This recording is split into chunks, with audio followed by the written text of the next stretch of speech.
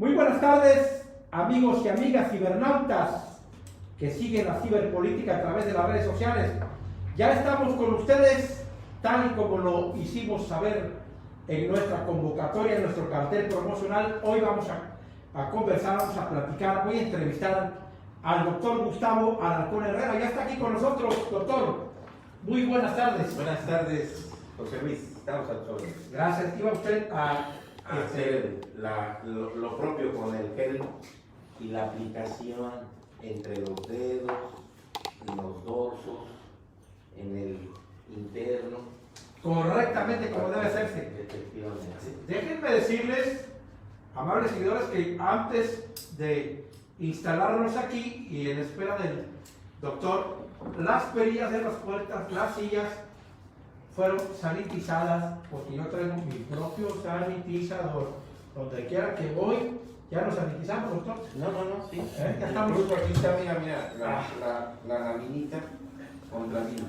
Eso es de lo que después me va a platicar, porque usted, como hombre de ciencia médica, pues debe saber cómo nos podemos cuidar más, cuáles son. Este no es un trébol, no es una estampita, no es un santo, no es una Virgen María. No. No es que por eso de que la pandemia, búscale, con esto se va sin corrupción, sin traición, con eso se va a resolver la pandemia. No. Este es un dióxido de cloro. Dióxido de cloro. Dióxido de cloro. Dióxido de cloro. Y luego nos explica cómo funciona. Exactamente. Más adelante. Pero bueno, quiero comentarles, amigos y amigas de No Que No Comunicación Estratégica, que el doctor Gustavo Alarcón es conocido en la región centro de la capital del estado, que está en Allende las Fronteras. Es conocido como el Ángel Blanco. Bueno, hubiésemos querido que él estuviera con su bata, el Ángel Blanco, por eso de que él va a las colonias, aparece en las colonias, lleva apoyo, sobre todo apoyo médico. También le llaman el Ángel de la Salud, aunque hay un programa de radio que así se llama, pero el Ángel de la Salud, porque, bueno, el doctor Gustavo Alarcón Herrera tiene esa cualidad natural de llevar la solidaridad, la ayuda al prójimo, y como dicen precisamente los principios del partido Morena, ¿Sí? dicen, no hay nada más humano que llevar la ayuda. Esto crea felicidad al ser humano. O sea, crea felicidad. ¿Usted crea felicidad llevar? Claro que sí. Desde luego que es algo que no es comparable con nada. Y pues compartible conmigo. Desde luego que esto es una profesión en donde tienes que dar todo por tu prójimo, ayudarle a estar bien, a sentirse bien, sin recibir nada a cambio, sin recibir nada a cambio. Digo, tenemos que hacerlo y algunas instituciones pues nos pagan, adelante, pero es lo que muchas veces, a veces a lo mejor, algunas gentes lo han dicho, pues es obligación. Yo creo que no es más que mi obligación, es otra experiencia diferente a un estado de poder cumplir de manera objetiva con algo, pero de manera participativa del propio ser que quiere otorgar un beneficio a cierto ser humano que sufre, llora y adolece en esos momentos. Tenemos la capacidad de hacer que la vida se prolongue, que nuestro nivel, es cierto, 72 años, que se va a afectar ahora con esta pandemia, sí se va a afectar, pero lo relevante es que tenemos que buscar las alternativas de solución para decirles a aquellos que piensan en esta palabra que se llama resiliencia. Es un fenómeno en donde el paciente cree que está solo y que nadie lo ayuda.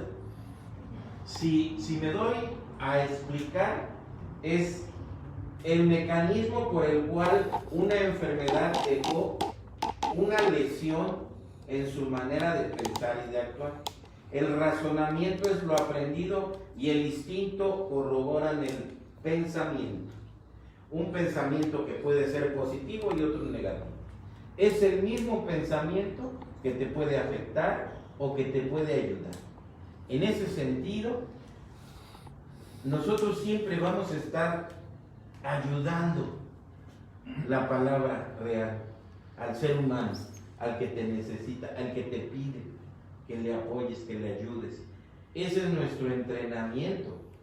Como seres humanos tenemos un entrenamiento, los médicos, pero también recibimos un agradable gesto de agradecimiento por haber hecho una participación de manera adecuada. Y eso es lo más interesante en esto, en la medicina. Hay mucho tema que platicar con el doctor Gustavo Alarcón Herrera. Doctor, vamos a dividir esta conversación en dos aspectos. Uno, yo por ejemplo me enteré que usted fue piloto. Soy piloto. No, piloto aviador y es un médico. licencia. Bueno, vamos a hablar de su historia de vida, que la gente cree, doctor, pues es doctor, ¿no? Nadie sabe cómo vivió, cómo creció. Sabemos que usted es hijo del doctor Saúl Alarcón Abarca, Así es. que gobernó esta ciudad, Así es. que él militó en el Partido Revolución Institucional. Sí, así es. Su llegada a madre. Platíquenos, bueno, esa primera parte. Y la otra, el objeto de nuestra entrevista es hacerle saber a usted, amable seguidor, que el doctor Gustavo Alarcón, hijo del doctor Saúl, tiene esa gran vocación, como su padre la tuvo, de servir, de ayudar, y hoy está buscando una oportunidad en el Partido del Movimiento de la Regeneración Nacional. Entonces vamos a hablar de esa parte de su historia de vida y vamos a hablar de esa parte de su aspiración política. Vamos, doctor, platíquenos cómo fue su familia. El doctor Saúl Alarcón Abarca fundó, si no el primero, uno de los primeros hospitales aquí en esta capital. Pues no fue el primero porque había otros antes. Ajá. En el que yo sí recuerdo que lo acompañaba mucho era el Sanatorio del Carmen, donde laboraba el doctor Alberto Saavedra Ramos, y de alguna manera ellos eran los cirujanos de la época. Yo en corta edad lo acompañé muchas veces a estar presente en sus cirugías, como un niño que sientan en una mesa o ahora sí que en una área donde puede estar la persona que está viendo cómo están interviniendo quirúrgicamente el paciente a corta edad, fíjate. Cuando no había tecnología que No ahora, había tecnología. ahora podemos ver por internet Todo se puede hacer. las operaciones. Incluso la robótica es un procedimiento que se realiza operando aquí, y el robot está operando en México, dirigirlo desde esta zona. Entonces cambian la manera de la presentación. Te hablo de los sanatorios de aquellas épocas, de 1965, 66. ¿Del Carmen? Sí, del Carmen. Y el Sanatorio América que funda su señor padre. 1970. 70. 70. Estamos hablando 5 años después. Exacto. Bueno, y entonces usted iba porque su papá lo quería inducir a que siguiera la misma disciplina. No. Como sucede con nosotros los padres, ¿no? Tú vas a estudiar periodismo, ¿no, papá? Yo quiero estudiar cultura, yo quiero estudiar cine. Adelante. No hay por qué. O la gente dice, a ver, tú vas a hacer esto y vas a ir. Había libertad. Había libertad. Usted tenía ganas de ir. Fíjate que yo precisamente cuando estoy en la preparatoria hago un giro completo. ¿De qué preparatoria hablamos? De México, en una preparatoria en la Ciudad de ¿Usted México. estudió La primaria aquí en Chilpancingo, el kinder aquí en Chilpancingo, la primaria en Chilpancingo, la secundaria en Chilpancingo, en la Escuela Federal Antonio y Delgado, y ya la preparatoria me voy a México. Esto nace y termino la preparatoria allí en el Distrito Federal. El día que termino, ese día me voy al día siguiente, los llevo a uno de mis amigos que vivía por la colonia Escuadrón 201, y de regreso el de regreso, porque yo regresaba a Chilpancingo un sábado, recuerdo que me llamó la atención ver cómo aterrizaban los aviones. Y me quedé como una hora ahí viendo cómo bajaban. ¿Estaban aquí, Chilpancingo? Estoy hablando del Distrito Federal. De la Ciudad de México. Cuando yo ya venía regresando a Chilpancingo después de haber terminado la preparatoria. Al estar volteando, atrás, a mis espaldas, había una escuela que se llama Mexicana del Aire. No se me hizo difícil cruzar la calle y preguntar: ¿cuándo empiezan las clases? ¿Cómo es esto? Me dieron toda la información. Las clases iniciaban el lunes siguiente. Entonces les dije, bueno, pues déjenme inscribirme, participar y todo. La verdad que cuando le comenté eso al doctor Saúl, me dijo, estaba yo mal de mi cabeza, porque obviamente eso estaba mal, pero aceptó. Ahí empezó mi vida en la aviación. Estudiar en la Ciudad de México y tener prácticas en la ciudad de Querétaro, en la ciudad de Puerto Vallarta, Jalisco. Ahí terminó en Puerto Vallarta, Jalisco, fue mi primer vuelo solo. Es el vuelo donde se gana uno el ala fija, una ala, el primer vuelo solo. Y obviamente participé como los 3 primeros de ahora sí que de la soltada, le llaman el primer vuelo, la soltada, para poder participar en el curso de pilotos comerciales. Entonces, no dudé ni tantito en irme a los pilotos comerciales. Terminé aviación comercial y luego me jalaron de ahí de Puerto Vallarta, en Talpa de Juárez, la sierra, y me interesó muchísimo el vuelo de aviación en esta zona. Poco después me vengo a Guerrero y me ofrecen en Aeropuebla. De Aeropuebla, volando en Aeropuebla, me toca una participación de apoyo a un evento del gobierno del estado, y ahí me jalan a los pilotos aviadores de hangares presidenciales. Y de hangares presidenciales con el capitán Cardona Marino. ¿Te acuerdas del capitán? Sí, claro. Cardona Marino? Él era el director de pilotos de hangares presidenciales. De ahí paso a la Zagarpa, ellos eran los que SARS, perdón. La SARS. SARH en esa época. Era una avioneta 206 la que volábamos y teníamos a cargo la de la campaña nacional contra la garrapata. Cuando ¿Anduvo fumigando entonces? No, era transporte de personal. Ok. Transporte de personal. Volábamos todo el estado de Guerrero. Coajinicuilapa, San Marcos, Acapulco, El Ticuí, Cihuatanejo, bajábamos en La Unión, íbamos a Altamirano, Tasco, Iguala, Tlapa, Guamustitlán, Coalatla, Lizaquilla, volamos toda la sierra prácticamente. Eso era la avioneta, ¿no? Sí, claro, era la avioneta.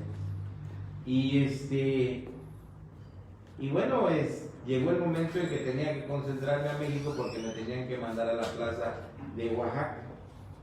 Pero curiosamente, el de Oaxaca estaba aquí en Chilpancingo y yo iba a Oaxaca. Yo era de Chilpancingo a Oaxaca. Entonces me pide el capitán que cambiemos.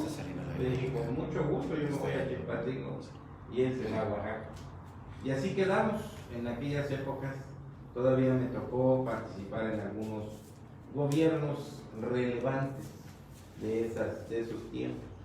Estamos hablando. Era un trabajo bien pagado, por supuesto. Creo que hasta hoy sigue siendo un trabajo bien pagado, el de piloto aviador. No creo, pero sí yo recuerdo que había sueldo y sobresueldo.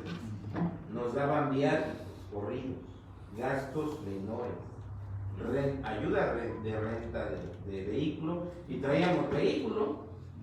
Luego nos daban 150 litros de gasolina quincenales, nunca se le acababa.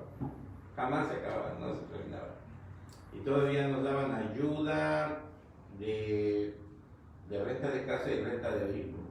Gastos menores también. Y de hecho, el combustible tenía un pago en tarjeta especial. Y desde luego que los viáticos eran completos. De todo el tiempo estábamos volando. Entonces, yo creo que, pues sí, el sueldo era bueno para las actividades, pero no volábamos mucho. O sea, un día era de 2 horas lo más, que era ir a México en 1 hora y regresar en otra hora. Era lo máximo. Distancias cortas. Distancias cortas, México. Lo más agresivo era cuando venían de otros lados a hacer informes de gobierno, que recuerdo que había que ir a traer gobernadores. A mí me tocó una vez ir a traer el de Nayarit y traerlo hasta Guerrero y después regresarlo. Y La época de Caritino Maldonado, ¿no? Era no, estaba el ingeniero Rubén Figueroa. Figueroa. Era muy amigo de su papá, ¿no? No, el amigo del doctor Saúl fue el licenciado Rubén Figueroa. Eran cosas diferentes. Así es. Doctor, y bueno, me llama mucho la atención, usted estaba parado ahí en el hangar, vio los aviones, y cómo fue que se emocionó y luego se va ya a inscribirse con esa decisión. Sí. Y luego de esto, ¿dónde entra la medicina? ¿Cuándo se hace usted galeno? Yo Galeno, siempre pensaba que la medicina era porque mi papá era médico. Sí, claro. Pero la necesidad de atender los pacientes era lo mío, de ayudar a salvar los pacientes.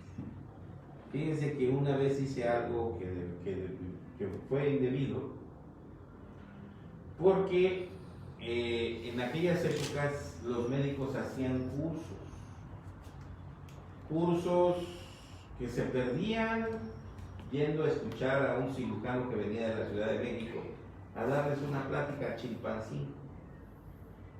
Y estando yo solo ahí en el sanatorio, porque ahí yo atendía a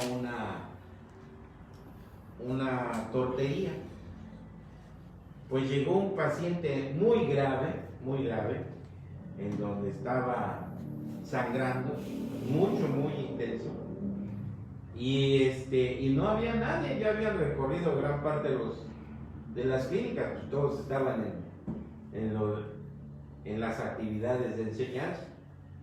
Entonces lo que pues nos tocó hacer es ponerle sueros como sabíamos hacerle, lo canalizamos, le aplicamos medicación de las que sabíamos que se tenían que hacer, y el paciente se salvó. No después de una regañada de todo un día, no me la acabé. Pero era lo de nosotros. Pero era un conocimiento empírico. Empírico. No había todavía No. tenido formación médica. No había hecho el juramento de Hipócrates. Todavía no. Puedo decir que después de ese evento, meses después, en una llegada de mis hermanos de la escuela, de que llegaban de Acapulco al sanatorio, me dicen: oye, pero ¿por qué no fuiste? Ya están entregando las fichas. Y no me dijeron 2 veces, En ese momento me fui a Acapulco a traer mi ficha, que difícilmente me la quisieron dar, porque mi certificado no era de Chilpancingo, ni de Guerrero, era del distrito. Estamos hablando de la Escuela de Medicina de Sí. la Universidad Autónoma de Guerrero. Sí. ¿Por qué? Porque decían, bueno, pues estas prepas tienen su pase automático, en México, su prioridad. En México. Y a nosotros les damos prioridad a los de Chilpancingo. Total, que me soltaron la ficha, que presente el examen a ver si de veras. Bueno, pues, hice el examen, pasamos, y ahí nos quedamos en Acapulco, en un grupo muy numeroso, era muy era una época donde... ¿De qué época estamos hablando? De la se- Universidad Pueblo. 35, 78, 80. No, sí, estábamos en pleno auge de la Universidad Pueblo, donde los grupos académicos de cada escuela eran de 100, 120 hasta 180. ¿no? Sí. Antipedagógico, aunque aquí se trataba de cuidar un poco más, ¿no? De 60 alumnos, terminamos 5. la carrera. O sea, no tenían vocación los demás. O no tenían condiciones socioeconómicas. Pues fíjate que ese fue uno de los graves fenómenos que se viven, ¿no? En todos nuestros Sistema educativo, el sistema educativo, mucha deserción. Un problema central es la deserción escolar. Exacto, así es. Por múltiples factores socioeconómicos. Anécdotas varias, quiero decirte que relacionadas a eso, porque siempre me consideré que formaba parte del liderazgo del grupo, pero entendí que aprendí a la gente a sobrevivir y a ser parte de una educación al interior de esta institución. Y bueno, pues yo siempre iba adelante porque pues de tanto ver y ver y ver, pues a mí me salían las cosas porque ya lo había visto, Claro. porque ya lo había casi hecho. Ahí es donde se dice que la praxis, la práctica forma al monje. Exactamente. De tal suerte que era una escuela pueblo y teníamos exprofesamente que ir a las comunidades a ofertar los servicios médicos. Entonces yo les decía, traten bien a la gente y hasta te invitan a comer. Y O sea, usted fue parte de esas líneas ejecutivas que tenía el proyecto Universidad Pueblo, que era la vinculación con la sociedad. Exactamente, así es. Que quizás estaba malentendida en aquel entonces, no sé, porque hoy estamos hablando de una visión distinta de la cuestión de la vinculación de la institución, en el caso de la Universidad Autónoma de Guerrero, con los diferentes sectores de la sociedad. Era muy diferente Y también. hoy hay que hablar de la vinculación de los sectores productivos, Exactamente. formar cuadros que sirvan al desarrollo productivo de la sociedad. Así es como debe de ser. Incluso nosotros hacíamos investigación que para mi gusto era mal identificada porque ya de especialista, pues nosotros somos investigaciones per se, investigadores. Quiero decirte que había proyectos como el alacranismo en Guerrero, Así es. que usábamos productos de energía eléctrica y entonces pues así se podía romper el DNA de la proteína para evitar que dañara el organismo. Y entonces era obvio que era un pensamiento adecuado, pero era una descarga eléctrica la que se te aplicaba. Fíjese. Entonces, ¿cómo decirlo cuando te pique en una zona donde no te puedes? No, pues te va a ir muy mal, te va a ir muy mal. Te va a ir muy mal. Entonces, esto, de acuerdo a los criterios de Venecia, los criterios de Gibraltar, es que tenían que evitar en todo protocolo de investigación el daño al paciente. Y esto era algo que no se podía hacer. Nada más de un día a otro, el famoso director de investigación, Niels Andersen de New York, inició la recolecta de todo el material y hizo a un lado esa investigación, porque no cumplía con las características, obviamente, de la investigación que estaba llevando a cabo. Sin embargo, era buena. El alacranismo eran cerca de 10 a 15 medicamentos que se aplicaban en un paciente con tal de salvarle la vida. En la actualidad nada más se aplica pura solución y solo antialacranes, no se ocupa otra cosa. Bueno, pero antes que no había investigación, pues era un problema. Bastante serio. Como hoy sucede con la pandemia, ¿no? Exactamente. Bueno, y alguna diferencia de aquel entonces, las investigaciones eran individuales. Exacto. Hoy hay un cúmulo de científicos investigando cómo resolver, cómo atacar esta pandemia del coronavirus que ahora ha tenido muchas variantes, ¿no? Así es. Sí, es claro y lo estamos viviendo. La vacuna de Pfizer es una vacuna de RNA que introduce en nuestro organismo y que da ciertos cambios funcionales. No es como las vacunas que nosotros estamos acostumbrados a recibir, que te aplican el antígeno y el antígeno desarrolla anticuerpos. Valga la diferencia, esta no la conocemos. Sin embargo, yo quiero decirte, no la denostó, es una vacuna que yo me la apliqué siendo una persona de 60 años, porque le están hablando a los mayores de 60, se la van a aplicar. Yo me la apliqué sin ningún problema. Yo tengo antecedentes de que la triple a mí me hizo daño, bastante daño, de tal suerte que fui a llegar a la Ciudad de México y por esa vacuna me andaba yo quedando a mitad de camino. Porque se aplicó esa vacuna. Sí, me aplicaron esa vacuna de niño y me hizo mucho daño. 15 años de mi vida fui asmático, perdón. O sea, ese es el problema que traigo yo. Y entonces yo sané el asma, después quedo con el dermografismo, tengo una alergia en piel aún. Y bueno, pues me vacunaron, soy parte de una referencia en esto, porque centramos en el proyecto de vacunación en un protocolo de investigación experimental que se hace con un estudio de doble ciego, placebo controlado, en trabajo en equipo. Obviamente, estos son los trabajos que se hacen de manera experimental para todos y cada una de las sustancias o medicamentos que van a hacer un cambio o función en el organismo. Y bueno, pues ya tenemos la primera aplicación, tenemos el 50%. Falta la segunda aplicación, tendremos el 94%. Desde luego que se van a enfermar el 10% de la población, el otro 90% no le pasa nada.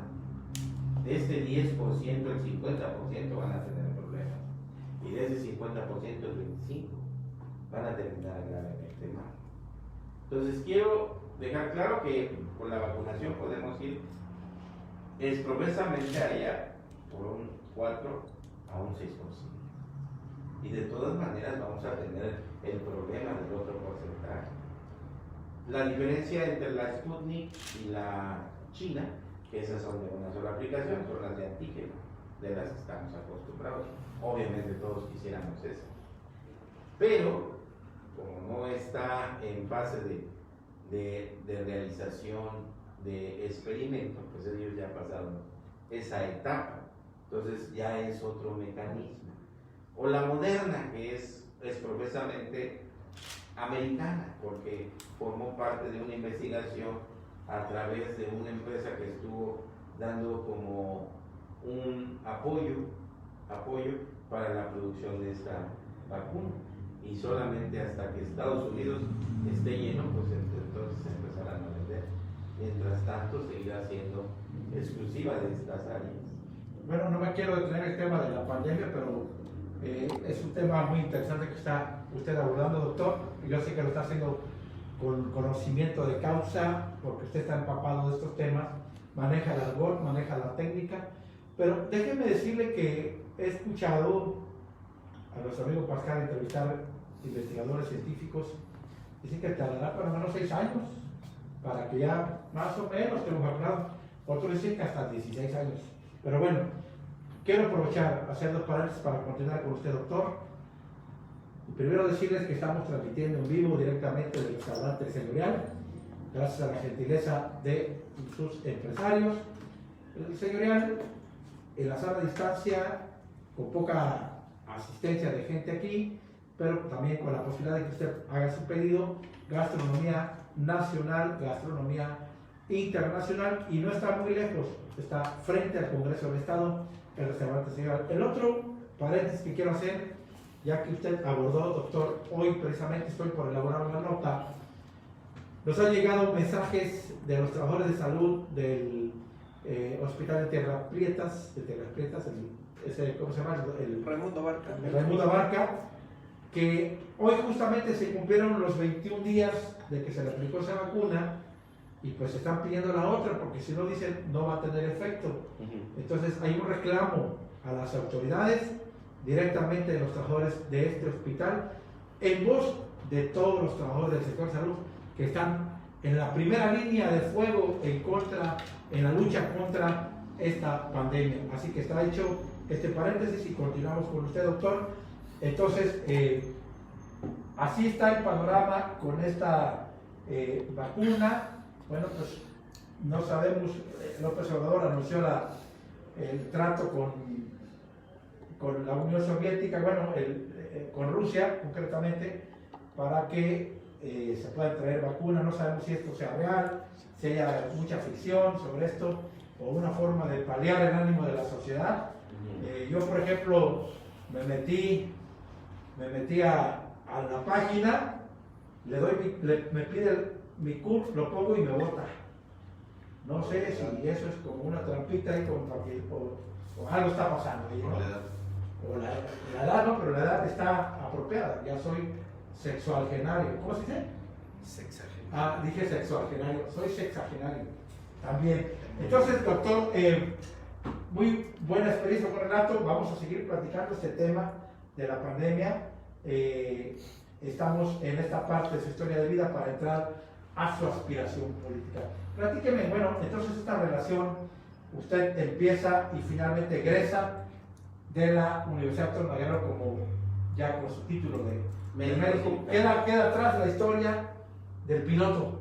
Queda atrás la historia del piloto, queda el médico cirujano partero y inmediatamente al año siguiente presento el examen de la especialidad y me voy al Seguro Social a hacer mi especialidad, 1 año en Acapulco y 2 años en el siglo XXI. En la Ciudad de México. En la Ciudad de México. Doctor, ¿y este hospital que su familia fundó, que fue de los primeros, no el primero de los primeros, el Sanatorio de América, vio nacer a muchos pequeños, a políticos? ¿Ahí nacieron políticos? ¿Usted recuerda que haya nacido algún político? No. Que haya llegado al poder? ¿O esos iban a otros lugares más fifí, como dice el lenguaje de la 4T, a hospitales fifí? Posiblemente, pero no recuerdo, pero pues debió de haber sido, ¿no? La verdad es que no podría decir. Nacieron mucha gente, ahí siguen naciendo, ¿no? Desde luego que sí, desde luego que sí. Y bueno, pues pues es la clínica de la familia y pues ahí la tenemos ahora América, que es ginecobstetra, Saúl, el cirujano gastro, y la doctora pediatra, que es la doctora Margarita Castrejón, ahí de la familia. Y bueno, pues tu servicio. O sea, ¿cuántos hermanos tiene usted, doctor?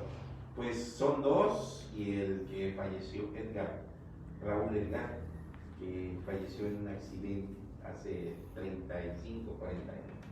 Era el mayor de los mayores. Sí, era el mayor, era mayor que yo, era el mayor de nosotros.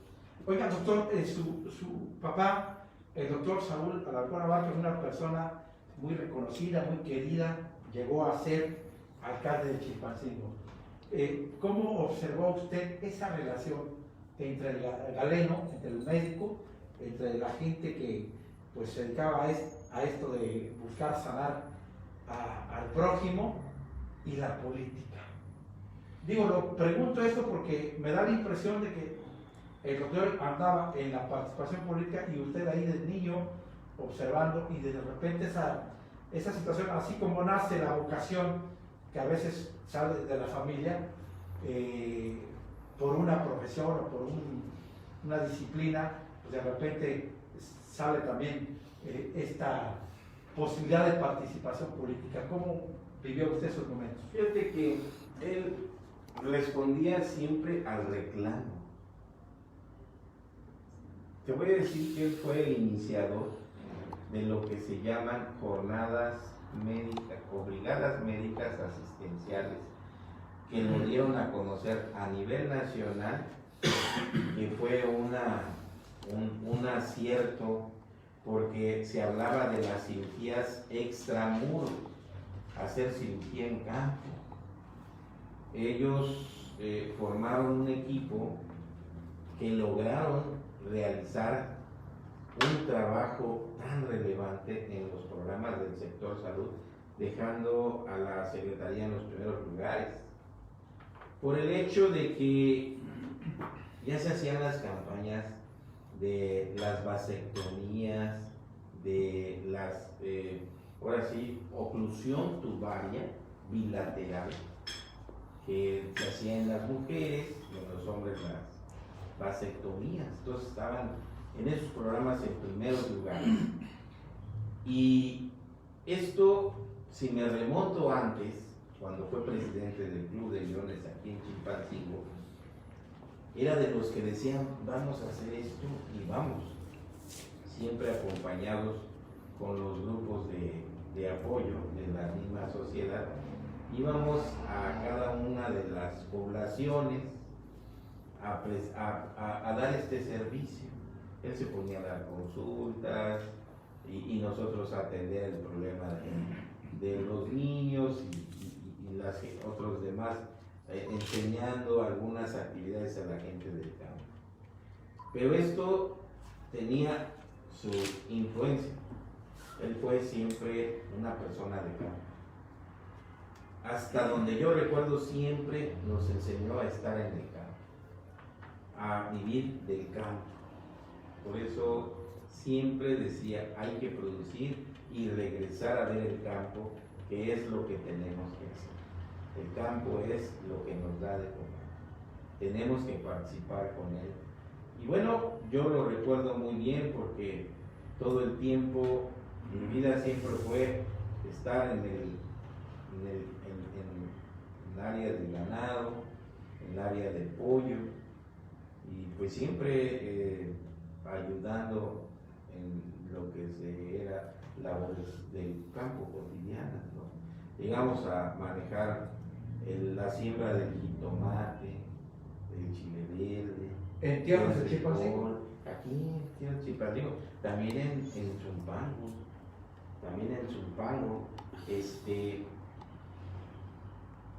era una proyección que todo el tiempo estábamos entre el maíz, las vacas, los pollos, todo era una serie de que sabíamos, bueno, hasta hacer quesos en la producción, porque había veces que de tanta leche que se tenía, pues obviamente a veces se quedaba y teníamos que participar haciendo La natilla, queso, natilla, durante la noche.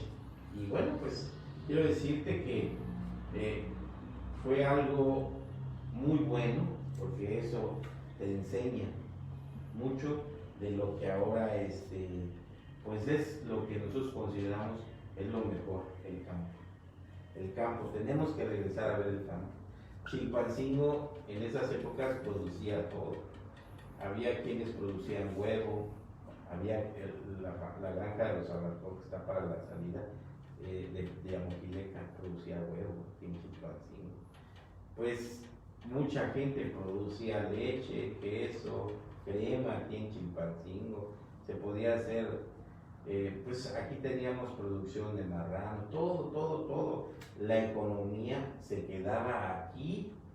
Ahora nuestra economía se va a los mercados y a otros municipios y estados que no son de Chilpancingo, son de Morelos, y aún así competíamos, teniendo que ellos tenían su huevo y producían su pollito. Nosotros teníamos que comprar el pollito. Y todavía ellos hacían su alimento. Nosotros teníamos que comprar alimento para poder desarrollar ese pollo. Y todos los implementos, las vacunas, igual en los animales, el ganado de leche, que obviamente eran de otros estados, pero que pretendíamos que aquí se desarrollaran. De lugares fríos traíamos este tipo de animales, eran poderosos, producción de 18 litros un solo animal en la mañana y 18 en la tarde. O sea, estamos hablando de 36 litros. 36 litros, por favor. Son unos animales, pero enormes. Y bueno, pues también ahí tendríamos que aprender todo el manejo y incluso llegábamos a participar en los problemas de la veterinaria, que era algo que también teníamos que aprender y a saber hacer, porque pues ya en esos edades de los 12 años, 13 te estoy hablando, en donde teníamos que hacer inseminaciones en las vacas,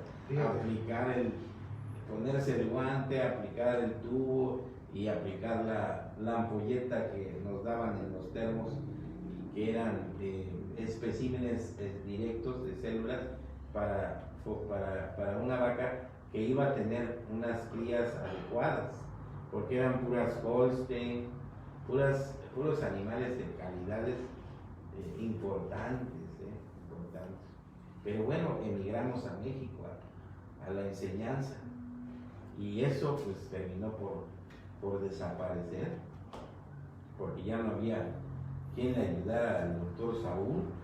Era un trabajo extenuante. Él entraba a las 8 al seguro, salía a las 12, luego entraba a las 4 y salía a las 8. Cuando salía a las 8 y nos tocaba ir a dejar carga de jitomate y no había quien nos llevara, él nos llevaba a Acapulco. Fíjate, con todo y eso, ir a dejarnos, regresarse, descargar 12, 1 de la mañana y regresarse, para que a las 8 de la mañana otra vez. Eran de las buenas, Pero todavía llegaba a jugar dominó. Yo decía, no. ¿Tenía cuerda el doctor? No. ¿Tenía cuerda el doctor? Todos los que lo conocieron sabían que él tenía una cuerda que no se le acababa en nada, Y eso era lo que lo caracterizaba, Él decía, yo déjenme descansar 15 minutos y estoy como nuevo. 15 minutos y vámonos otra vez a seguir.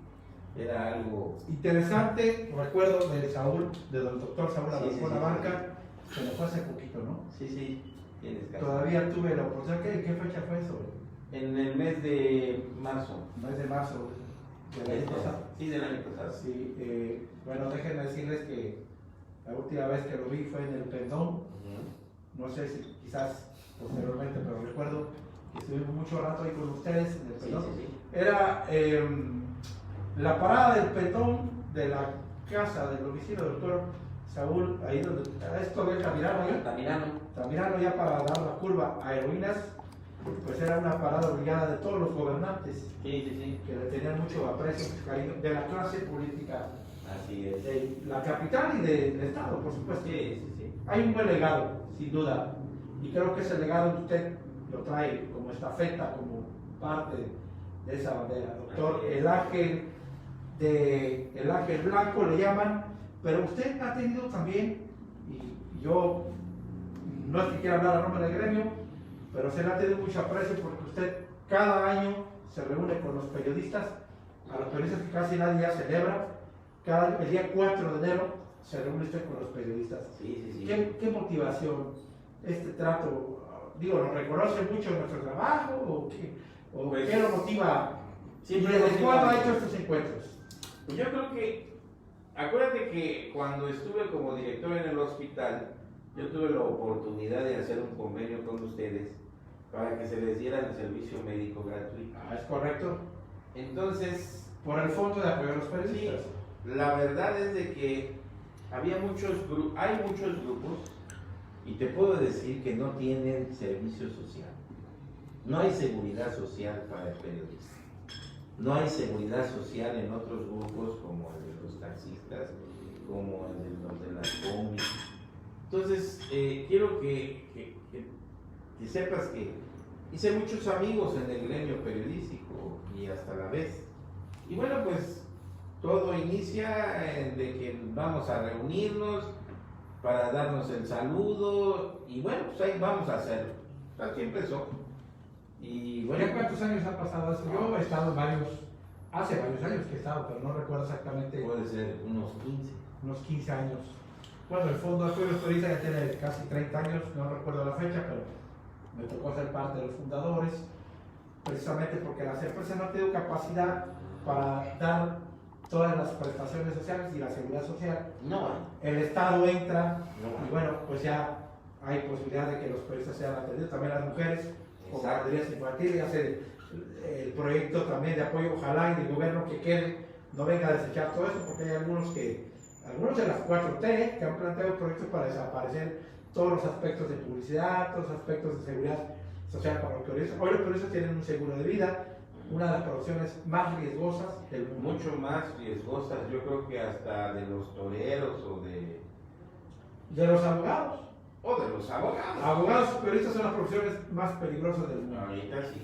Doctor, el pasado, bueno, gracias por esa amistad.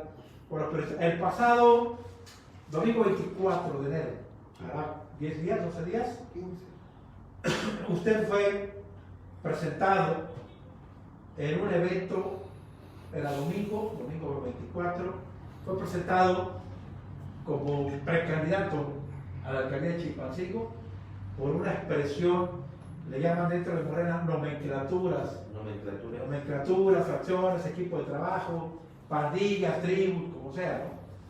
Y ahí fue presentado usted, publicamos la foto donde están levantando la mano varios actores políticos, precandidato a la alcaldía de Chilpancingo, pero lo habían visto antes en el partido Encuentro Social. Sí, Encuentro Solidario. Encuentro Solidario, bueno, cambiaron de Encuentro Social a Encuentro Solidario, el PES.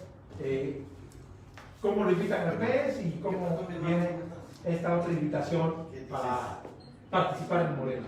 Fíjate que como sociedad civil yo tenía el interés de participar en estas actividades porque siempre nos interesa que exista el verdadero cambio que se necesita en Chilpancingo, la verdadera transformación. Encuentro Solidario nos abre las puertas para poder trabajar y pues en ellos su convocatoria a la presidencia municipal terminó en el mes de diciembre. Ya debieron de haberme inscrito si querían que yo participara en el mes de diciembre. No fue así, bueno, pues Fue a destiempo. fue a destiempo, fuimos agentes libres. En eso, el único partido que se abre a la democracia, y lo puedo decir de manera a título personal, es Morena. Morena es un partido que sí siente que los mecanismos democráticos es la participación de todos los grupos e instancias que pudieran estar inmiscuidos en la política. Entonces, a la invitación les profesa, no le dije 2 veces no. Dije, bueno, pues adelante. El único requisito que hay que hacer es enfrentarnos, o más bien que enfrentarnos, hacer una pregunta hacia todo el grupo Morena, a ver quién puede ser su candidato. O sea, hacer una encuesta. Yo le dije, pues estamos de acuerdo, yo creo que si me buscan es porque saben que podemos tener algunas canicas. Algunas prendas. Algunas prenditas. En ese sentido les digo, pues yo no tengo ningún desinterés, mi interés es participar. Les presento mis proyectos, les presento mis actividades y pues vámonos adelante. En la actualidad estoy inscrito para participar. Ya me dieron mi hoja de inscripción y voy a participar en la selección de candidatos. Esta va a ser posiblemente por el esquema de una consulta a las bases, pero es en Morena, es ahí donde se da este mecanismo. Quiero decirte que no soy único, son como 10 participantes, pues todos pueden participar, no hay ningún problema, siempre y cuando tengan la capacidad para poder enfrentar o ser competitivos, como dicen en la constitucional. Y desde luego que en este recorrer, en este tiempo, pues me he encontrado cosas muy satisfactorias, porque el partido es, yo creo que los que verdaderamente entienden a qué se refiere la cuarta transformación, a la democratización real del pueblo. Eso es lo que realmente, esa es la transformación, porque pues ahora puedo ser candidato como sociedad civil, que soy sociedad que me afecta todo lo que comúnmente se hace y que realmente siento que los programas y proyectos que tenemos como organización Ignacio Manuel Altamirano pueden ser los mejores. Nosotros tenemos proyectos de lo que quieras, ahora sí, como decía yo, de los que sean, pero que consideramos pueden ser los mejores. Por eso estamos participando en Morena, el partido que ahorita es el oficial en México, siendo el presidente el que sea el primer morenista del gremio de los obradoristas. Doctor, estoy ahí. Doctor Gustavo Alarcón Herrera, usted, descendiente de esta tradición y de este legado que dejó el doctor Saúl Alarcón Abarca, él fue un distinguido periodista, un hombre muy activo, ya usted habló muchas cosas que no está agotado, hay muchas cosas todavía para seguir hablando de este legado del doctor Saúl Alarcón Abarca. ¿Usted nunca recibió una invitación del Partido Revolucionario Social? Se nos dice, es que es el único partido hoy Morena que está abierto, bueno, está abierto tanto que cualquiera está llegando, ¿ve? No quiero expresarme mal, pero dicen cualquier hijo de vecina está llegando. Y entonces, por ejemplo, ya hasta de sorna traen eso de que para la cuarta circunscripción, donde se agrupa Guerrero, Morelos, Tlaxcala, Estado de México, pues hay más de casi 9,000 aspirantes a ser diputados plurinominales. Lo que diferencia, ¿no?, a los otros partidos. Pues yo digo que entre democracia y oclocracia hay un abismo, ¿no? Oclocracia quiere decir el poder de la turba. Exacto. Doctor, y bueno, nunca fue invitado por el PRI, y segundo, ¿cuáles son esas prendas? ¿Qué está viendo usted en Chilpancingo? Bueno, yo he escuchado a la Cuarta Transformación, hablan de un cambio verdadero, un cambio democrático y pacífico, pero pues de repente no han llegado los que deben de llegar, porque, por ejemplo, de todos los diputados que fueron electos, 4 eran fundadores de Morena, el resto eran de los demás, pero no pudieron disciplinarse y dejaron un desastre en el Congreso. Nunca pudieron conducir a este poder, ni siquiera entendían que el poder legislativo es parte de los 3 poderes que tienen que conducir a la sociedad y crear la gobernabilidad. Entonces, mucho cuidado con quienes llegan. Doctor, ¿cuáles son sus prendas y si alguna vez fue invitado por el PRI? Pues por el PRI teníamos que estar levantando la mano, aunque dirían, no, pues es que ya está el que va a salir, pues hay que ayudarle. Hasta la vez. Dicen, ya no hay más, pues sí, ya no hay más, ya le toca a él. Si no estuviera el contador Mario Moreno en la gobernatura, sería el candidato otra vez, porque ahí está el problema del PRI, siguen estando en la misma contienda y al ratito va a ser el otro igual, se la regresa.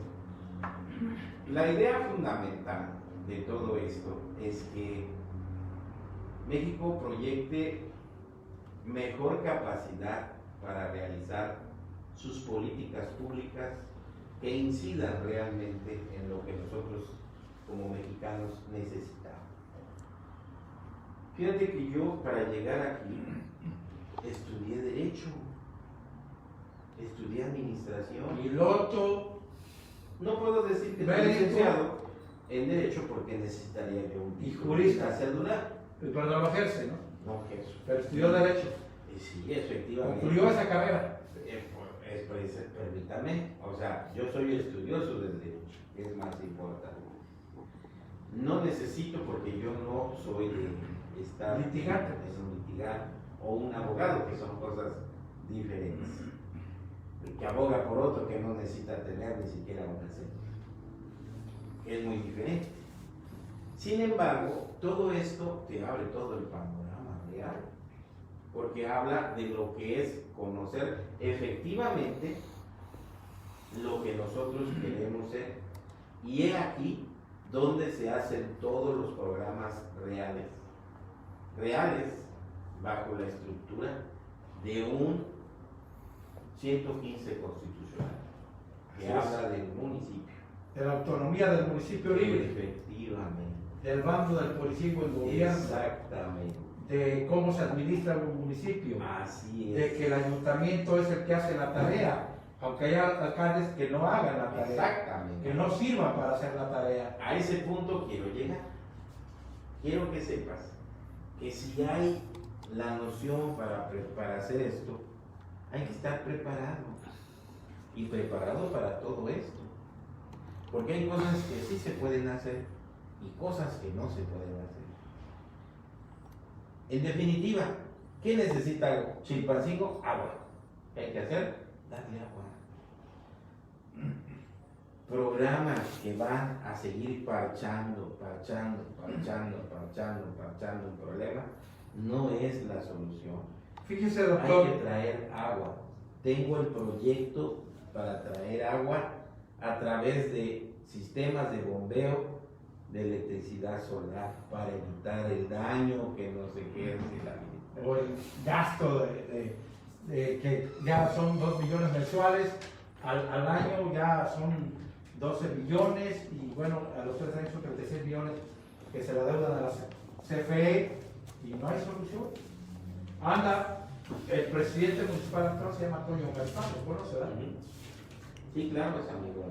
¿Le han cerrado las calles por el agua?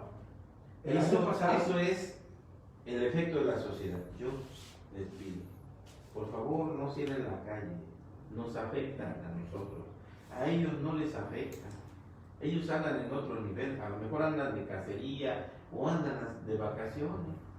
cuidando sus inversiones, Sí, sus sí. empresas constructoras, Y aquí ustedes nos están dañando a nosotros, los chilpancingueños. pero aquí Que recurre a la estamos ciudadanía con si no se problemas. escucha, doctor. Permíteme. Para eso la ley te dice claramente que no debes de afectar los intereses Los del terceros. frente, porque es delito. Y eso no es posible. Sin embargo, hay formas de hacerlo. No necesitas actuar como se actúa en consecuencia de manera irrelevante. Por favor, no es así. Hay que conocer la ley y sus repercusiones. Son graves, son graves. Imagínate que no te dejen entrar a tu casa No, y te dicen no pasas. hay un principio de la propiedad privada, ¿no? No, por favor. O que no puedes circular por aquí. O así como dicen ahorita, vamos a cerrar el Zócalo. Dice, ¿para qué lo sirve? No entiendo, solamente ahí hay COVID, o solamente ahí está sin desinfectado. No entiendo por qué cerrarlo. O sea, ¿de quién es eso? No circular es anticonstitucional. Claro. Finalmente el COVID no está ahí, la gente va en transición, ¿no? ¿Sí? Transita. Salud debería de estar haciendo programas y proyectos para condicionar la eventualidad en la que estamos inmersos. No nomás México. También el municipio tiene la capacidad de decir, vamos por esto, vamos a hacer estas actividades. Tenemos que hacer estas actividades si queremos estar bien todos. Pero tener que hacer algo. Desinfectar donde está un paciente y enseñarles cómo lavarse las manos, enseñarles cómo aplicarse el gel, enseñarles cómo aplicarse el cubrebocas, cómo no se contamina, cómo evitar el daño que ahorita tenemos. Pero no lo queremos hacer, lo estamos diciendo, pero a veces hay gente que no te entiende.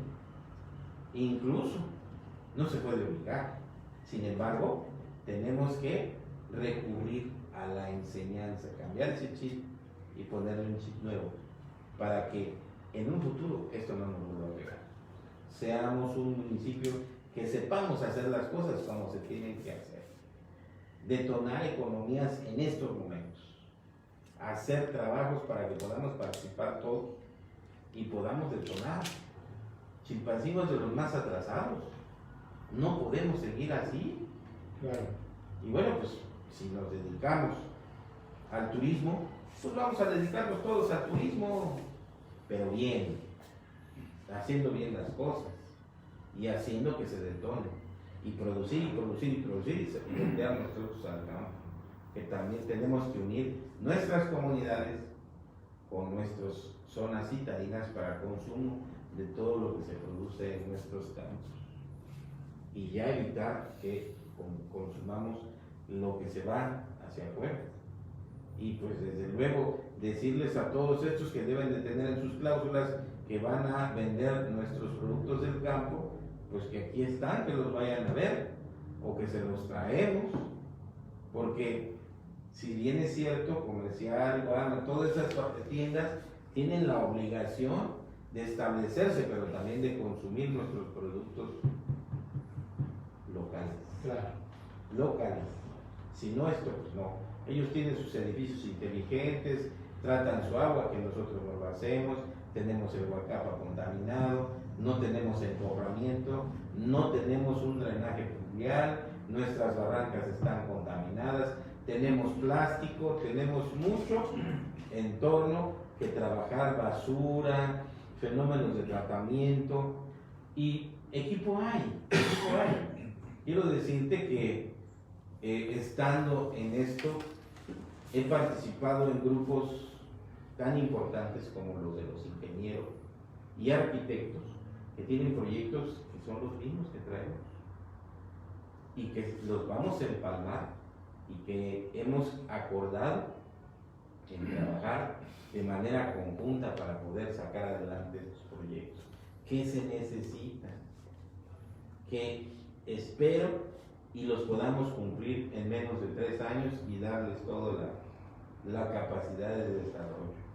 Yo quiero dejarle a Chilpancingo por lo menos 2, si no 3, por lo menos 2 veces más de lo que llega el agua a Chilpancingo. Vengo de una colonia en donde ya el agua ya es mínima y que la traen de una parte del cerro, pero que con la influencia de los otros grupos que ya van creciendo poblacionales, pues se van acabando el agua y ellos van a sufrir ahora con nosotros. O sea, hay que traer más agua. El problema es agua, hay que traer más agua, pero con sistemas que también no se nos dañen mucho. Eficientarlo, ¿no? Eficientar, exactamente. Doctor, bueno, platicamos de su trayectoria, de su historia de vida. Hay muchas partes, muchas aristas, muchos enfoques de estas historias de vida. Hay muchas partes que no hemos abordado, por supuesto, no es todo de un momento a otro en un tiempo tan reducido. Llevamos 1 hora conversando, doctor. Ya se fue rápido. Parece 10 minutos y apenas estábamos entrando en esta, así le llamamos a nuestro cartel promocional, en este conversatorio con el doctor Gustavo Alarcón, Poder Municipal y Transformación Democrática. Así es. Entonces, ¿y usted tiene nombre del proyecto que trae? ¿O le gusta que le pongamos este nombre? Poder Municipal y Transformación Democrática. Bien, podría ser. Muy bien. Doctor, pues me gustaría seguir conversando con usted. Vamos a... bueno, tengo una última pregunta antes de despedirnos, Sí. espero que la conteste. Mire, ¿qué tanto se ha acercado usted a Morena? Yo lo vi con un grupo que más o menos se acerca a la figura de Félix Salgado Macedonio, Galdino Navadías, un amigo mío. ¿Y qué tanto entiende la dinámica interna de Morena? Porque tengo entendido que la Dirección Nacional, para evitarse tanto embrollo, que ya lo tienen, ya les tomaron la sede nacional, dijeron, vamos igualito como en 2018. Donde tocó mujer, va mujer. Donde tocó hombre, va hombre. Y es más, yo, López Obrador, quiero que queden los mismos diputados que me obedecen bien chidamente, ¿no? Quiero los mismos diputados. Entonces hay algunos que quieren repetir, unos alcaldes que quieren repetir, tanto del PRI, PRD, hasta de Morena. Algunos que hicieron mala gestión y quieren volver a repetir. Nunca se ocuparon de sentarse a gobernar y quieren volver otra vez. ¿Qué le toca a Chilpancingo y qué tanto hay esa posibilidad de que usted se iniciarte, sea el abanderado de Morena? Que yo entiendo que cuando aparecen figuras como las de usted, pues otros se achican, ¿eh? De repente hay unos que están en el escenario y que voy y gritan, despotrican, descalifican, insultan, Y ya después, cuando aparece el actor como usted, sí, se desinfla. ¿Qué tanto digo? Porque aquí, pues en la elección pasada estuvo la doctora Silvia Alemán Mundo. Sí. Hoy por ahí anda una diputada, no recuerdo su nombre, pero anda por ahí una diputada que quiere ser, que dice que está bien encuestada. Yo no sé si está bien encuestada, ¿verdad? Pero no conozco sus encuestas. Ya viene también la exdiputada Mejía. María Luisa Vargas Mejía. María Luisa Vargas Mejía. Vargas Mejía, la vamos a entrevistar la próxima semana. ¿Qué tanta esa posibilidad real tiene usted, doctor? Porque yo entiendo que usted va a jalar muchos sectores de Chilpancingo, ya me han mencionado de que se le han acercado profesionistas que tienen proyectos, tienen visión Sí, para exacto. un mejor futuro de los chilpancingueños. Sí, sí. Precisamente a la invitación exprofesa de los grupos al interior, se hizo esa pregunta si se podía participar. Y efectivamente, lo mixto quiere decir que pueden ir ambos en una actividad, siempre y cuando sean medidos dentro de la popularidad del gremio de Morena. Y esa es una de las condicionantes que existen, si se puede participar o no. En realidad, el partido no es tan cuadrado como lo ves, forma parte de un movimiento que efectivamente tiene su plataforma electoral muy bien definida, pero también tiene para este tipo de problemas las soluciones al mismo, donde se pudiera realizar incluso una consulta, iría el mejor de todos los candidatos, por eso estamos participando. Y es ahí donde ¿Y compensarían la cuota de género? efectivamente, así es, así como lo estás tú diciendo. El que gane la encuesta, entonces. Exactamente. ¿Y entonces usted va a ser encuestado? Yo voy a ser encuestado Estamos hablando de qué fecha se va a llevar. del 7 al 14. Del 7 al 14, si a tu casa llega la encuesta, Gustavo Alarcón es la respuesta. ahí está. Ahí está. Le vamos a mandar saludos a Jorge Martínez. Gracias, Jorge Martínez. Y bueno, pues brevemente, doctor, ya nos pasamos de tiempo. Un mensaje a la ciudadanía. Saludo a todos mis amigos de Chilpancingo y decirles que Estamos en boca de todos. estamos ahorita trabajando para poder sacar las mejores políticas públicas que puedan darle una mejor funcionalidad a Chilpancingo. Y bueno, pues esperando que en el próximo momento que sea yo la pregunta, pues ustedes sepan decir quién pueda ser el próximo presidente municipal de Chilpancingo. Y agradecerte, José Luis, jóvenes que nos dieron la oportunidad de estar aquí con ustedes.